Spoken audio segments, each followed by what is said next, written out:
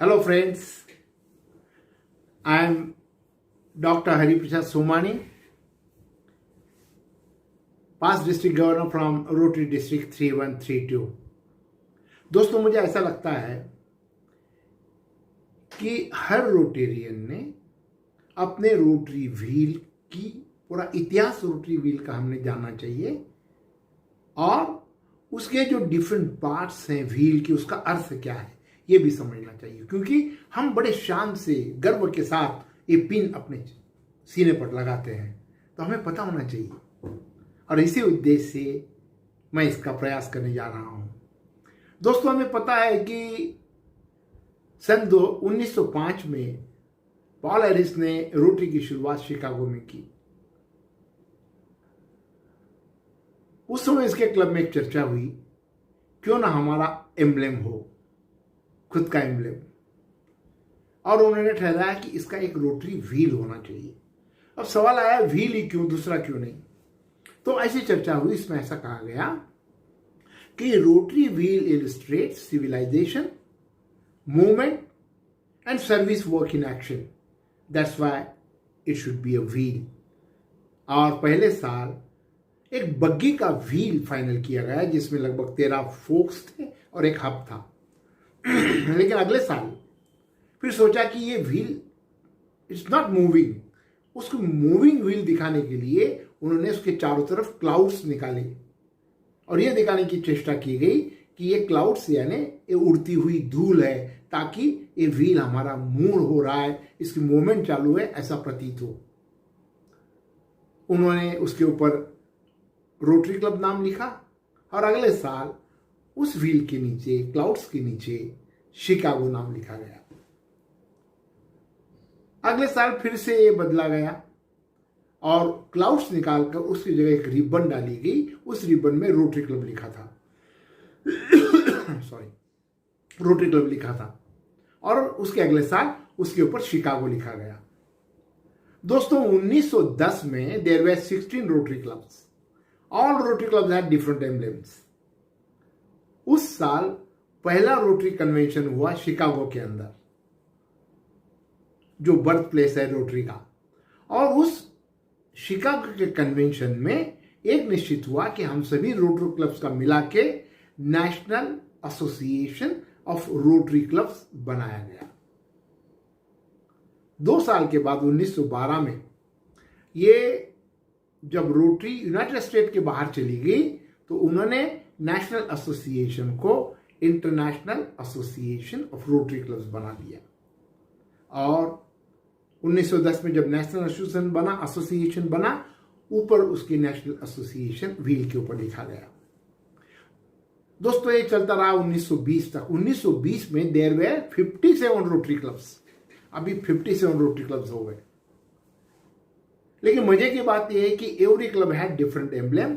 Every club used to write its name in the wheel. तब board ने ऐसा decide किया, हमें यूनिफॉर्मिटी होनी चाहिए, हमारे emblem should be standardised and everyone should use that emblem. और उस हिसाब से 2 रोटेरियंस की अपॉइंटमेंट की गई इस काम के लिए। Rotarian Charles from Rotary Club of Chicago and Rotarian George from Rotary Club of Duluth। Rotarian George ने एक बहुत ही अच्छी संकल्पना रखी, एक व्हील रखा जिसमें उसके परिधि में 24 कॉग्स दिखाए गए थे, नीचे बैंड थे और एक 6 स्पोक्स थे और सेंटर के अंदर एक हब था। It was approved in the convention of 1921। In the year 1922, this International Association of Rotary Club was changed to Rotary International और ये आज तक चलते आ रहा है। दोस्तों, 1924 में 1924, one Rotarian Will Foker from Rotary Club of Los Angeles, he was an engineer. He said, without keyway, this wheel looks idle and there should be a notch to fit the shaft which transfer the power। और इस हिसाब से एक कीवे उसके अंदर adjust किया गया अब 1929 के 1929 के कन्वेंशन में it was finalised. A wheel with 24 cords or teeth, bands below that and 6 spokes and a hub with keyway। दोस्तों आज तक यही चल रहा है, यही फाइनल हमारा रहा। इस साल और एक निर्णय लिया गया कि रोटरी के 2 colours officially they were finalised as our final official colours of organisation, gold and blue, और व्हील को उसी हिसाब से कलर दिए गए।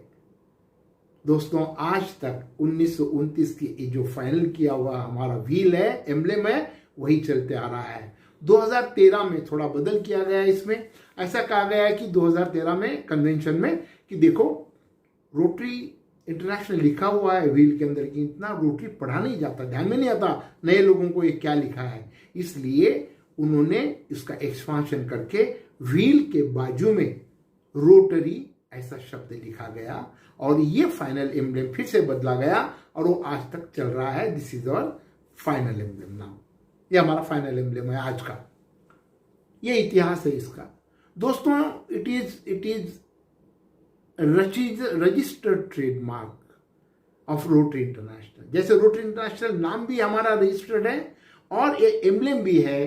It is a registered trademark of rotary and it is protected by Rotary International throughout the world।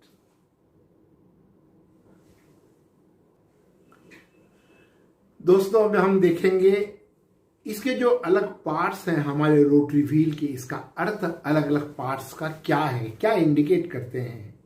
To start with will start with perimeter, परिधि से देखेंगे, जिसके अंदर 24 कॉग्स दिखाए गए हैं। ये 24 cogs are supposed to be rotary clubs। these indicate rotary clubs, और ये रोटरी क्लब एक दूसरे से पूरी दुनिया में आपस में जुड़े हुए हैं। ये सभी रोटरी क्लब्स जो है एक कॉमन ऑब्जेक्ट के लिए काम करते हैं, doing good in the world. हम ये देखेंगे कि ये जो टीथ हैं they are facing to outwards। What does it mean?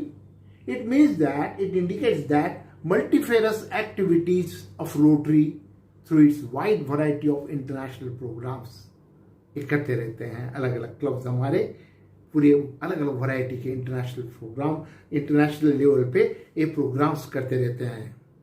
दूसरा जो है उसके नीचे जो है 4 ब्लू बैंड्स हैं। These give strength to the wheel। ये 4 ब्लू बैंड्स ताकत देते हैं, मजबूती देते हैं हमारे व्हील को, और they help in transmitting power which is received from the spokes to the teeth. जो नीचे से हमको पावर मिल रही है, एनर्जी मिल रही है, उसको पास ऑन करने में ये मदद करती है। साथ में यदि हम देखेंगे कि ये रोटरी व्हील के अंदर एक इंस्क्रिप्शन लिखा हुआ है रोटरी इंटरनेशनल, और ये जो बैंड्स हैं ये इसके 4 सेगमेंट्स दिखाए गए हैं। इस रोटरी व्हील के 4 सेगमेंट्स हैं ब्लू बैंड्स के। ये समझे जाते हैं कि this indicate the 4 avenues of service. जो हमारे 4 एवेन्यूज जिसके अंदर हम काम करते हैं, हर रोटेरियन, हर Rotary club, these indicate the 4 avenues of service.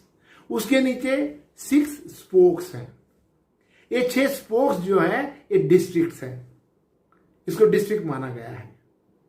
जैसे कि कॉग्स जो है, टीथ है, वो रोटरी क्लब्स हैं, और ये जो स्पोक्स हैं 6, ये रोटरी डिस्ट्रिक्ट्स हैं। These spokes they bind together the hub and the rim, एक दूसरे को जोड़ के रखता है, and they move the power receive from the hub, pass on it to the end working clubs, Rotary clubs. वहां से पावर लेके पास ऑन करने का काम ये स्पोक्स करते हैं। अब सवाल है इसके अंदर जो है 6 स्पोक्स ही क्यों है? ज्यादा क्यों नहीं है? तो ऐसा माना गया है, this 6 spokes divide the 24 teeth into 4 and they remind us of the 4-way test. 24 COX को 6 स्पोक्स डिवाइड की तो 4 आता है, और ये हमें 4-वे टेस्ट रिमाइंड करते हैं। उसके नीचे जो है हब है, हब के अंदर एक वाइटल नॉच है जिसको हम कीवे कहते हैं। This कीवे locks the hub and the shaft. दोस्तों, एक विचार हमारे मन में आता है, हमारे व्हील के अंदर सब दिखाया गया है लेकिन शाफ्ट तो कोई दिखता ही नहीं है। तो ऐसा माना गया है कि हर बात इज नॉट विजिबल और टेंजिबल। हर चीज जिसको हम मानते हैं वो दिखती नहीं है या उसको हम स्पर्श नहीं कर सकते। उदाहरण के लिए हम लोग अपने धर्म को मानते हैं, हमारे रिलीजन को मानते हैं, हमारे फेथ को मानते हैं। हर कोई अपने अपने फेथ को मानता है, लेकिन वो फेथ जो है, हमारा रिलीजन जो है, भले ही हम उसमें विश्वास रखते हैं लेकिन दिखता नहीं है। उसी प्रकार शाफ्ट दिखता नहीं है लेकिन है, ऐसा माना गया है।